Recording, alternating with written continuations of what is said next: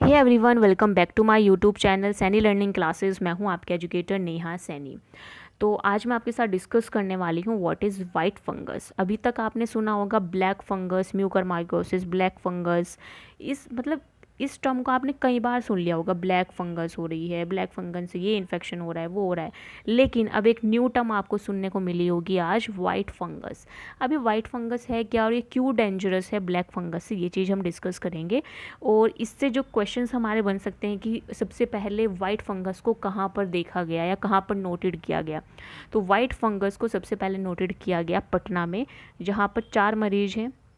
अभी तक 4 मरीज है पटना के अंदर जो कि इन्फेक्टेड है इस फंगस से। So white fungus infection is more dangerous than black fungus infection because it affect lung. ये लंग्स के साथ साथ, ये लंग्स को तो इन्फेक्ट करती है, अफेक्ट करती है, लेकिन इसके साथ साथ ये इन्फेक्शन करती है और अफेक्ट करती है हमारी बॉडी को भी, including nails, skin, stomach, kidney, brain, private parts और माउथ को भी। ठीक है, यानी कि लंग्स के साथ साथ हमारे जो बॉडी पार्ट्स हैं उनको भी क्या कर रही है, इन्फेक्ट कर रही है।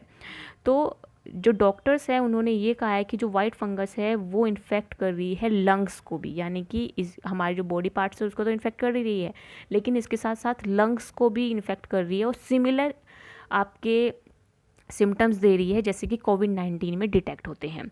तो केस जो है, जो ये पटना का जो केस था, इसमें जो 4 मरीज जो मिले हैं, बेसिकली इनका जब कोरोना टेस्ट किया गया, क्योंकि सिम्टम्स जो थे वो सेम थे कोरोना की तरह, कोविड-19 की तरह। ठीक है, तो जब इनका टेस्ट किया गया तो वो नेगेटिव आया। फिर उस टाइम पे लंग इन्फेक्शन भी देखा गया। तो लंग इन्फेक्शन देखने के लिए उनके लिए किया गया HRCT। अब ये HRCT क्या होता है, सबसे पहले ये आपको बता दूँ। HRCT ये आपसे पूछा जा सकता है। ठीक है, HRCT होता है हाई रिजोल्यूशन कंप्यूटेड टोमोग्राफी। ठीक है, कंप्यूटेड टोमोग्राफी। ये क्या है, आपके लंग्स को चेक करने के लिए कि लंग्स के अंदर कितना इन्फेक्शन है, क्या उनकी कंडीशन है, उसके लिए हम करते हैं HRCT, high resolution computer tomography. ठीक है, तो इसमें जब देखा गया तो इसमें जो पेशेंट्स थे उन पेशेंट्स के अंदर ये लंग इन्फेक्शन देखने के लिए मिला। ठीक है, तो ये जो लंग इन्फेक्शन था, बेसिकली जो हमारी फंगस है उसके टेस्टिंग के लिए हम क्या करना होता है, जो म्यूकस है उसको कल्चर कराना होता है। ठीक है, उस म्यूकस के कल्चर में हमें पता चलता है कि फंगस कौन सी है। तो जब म्यूकस का कल्चर कराया गया तो उस टाइम पे पता चला कि ये कौन सी फंगस है, वाइट फंगस है, जिससे ये जो पेशेंट्स है वो इन्फेक्टेड है।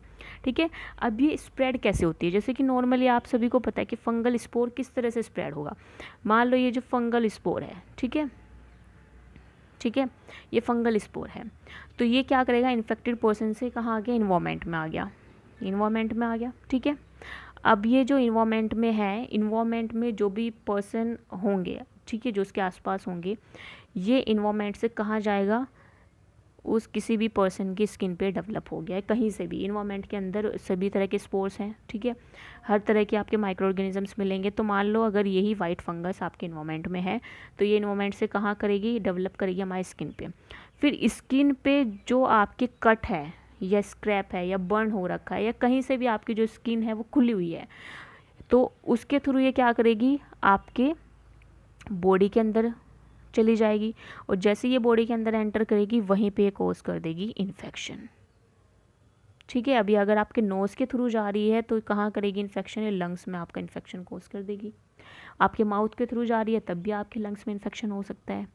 तो ये क्या है, जो हमारे बॉडी ऑर्गन्स हैं, हमारी जो बॉडी ऑर्गन्स हैं उनको तो इन्फेक्ट कर ही रही है, हमारे लंग्स को भी इन्फेक्ट कर रही है। ठीक है, तो ये जो फंगस है आपकी, बेसिकली ये जो वाइट फंगस है ये क्या कर रही है, हमारे बॉडी पार्ट्स को, बेसिकली बॉडी पार्ट्स को और लंग्स को इन्फेक्ट कर रही है। ठीक है, आपके बॉडी पार्ट्स में आपके चाहे नेल्स आए, चाहे स्किन आए, चाहे स्टमक आती है, किडनी, ब्रेन, प्राइवेट पार्ट और माउथ, इन सभी चीज़ों के साथ साथ आपके लंग्स भी इन्फेक्टेड हो रहे हैं। तो ये मोर डेंजरस है देन ब्लैक फंगस। ठीक है, अब ये किस किस को हो सकती है।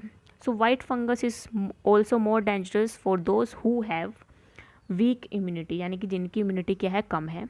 जो सेकंड है, जो डायबिटिक पेशेंट्स हैं। तीसरा है जो बहुत दिनों से स्टेरॉइड्स ले रहे हैं for a long period of time, are more riskier of getting infection with white fungus. And white fungus is also affected those corona patients who are on oxygen support. वो कोरोना पेशेंट जो कि oxygen support पे है उनको भी बहुत ज़्यादा affect कर सकती है ये वाइट फंगस, ठीक है। अब हम इससे बच कैसे सकते हैं? बेसिकली आपको क्या करना है, प्रिवेंशन लेनी है, ठीक है। सैनिटाइज़ कीजिए प्रॉपर, आप कहीं पे जाते हैं किसी चीज़ को छूते हैं अपने हाथों को सैनिटाइज़ कीजिए। जो वेंटिलेटर है, जो आपके वेंटिलेटर्स हैं, जो भी आप ऑक्सीजन के लिए जो भी चीज़ आप यूज़ कर रहे हैं उन सभी चीज़ों को क्या करें, सैनिटाइज़ करें। जहाँ पर आप रह रहे हैं उन सभी चीज़ों को आपको क्या करना है, सैनिटाइज़ करना है। तो आप इजीली क्या कर सकते हैं, इस फंगस से बच सकते हैं। सो ये था छोटा सा सेशन जिसमें आज मैंने आपको बताया what is white fungus and why this white fungus is more dangerous than black fungus. Okay, black fungus पे भी मैं जल्दी लेसन अपलोड करूँगी कि ब्लैक फंगस क्या है और किस तरह के उसके सिम्टम्स आते हैं और कैसी वो दिखती है, ठीक है। तो this is an structure of white fungus and this figure shows that the white fungus effect the lungs. ये जो आपको दिख रहा है ये क्या है कि वाइट फंगस ने क्या किया, इफेक्ट किया है किसको, लंग्स को। So that's all for today. अब मिलते हैं नेक्स्ट सेशन में। Bye bye everyone, thanks for joining.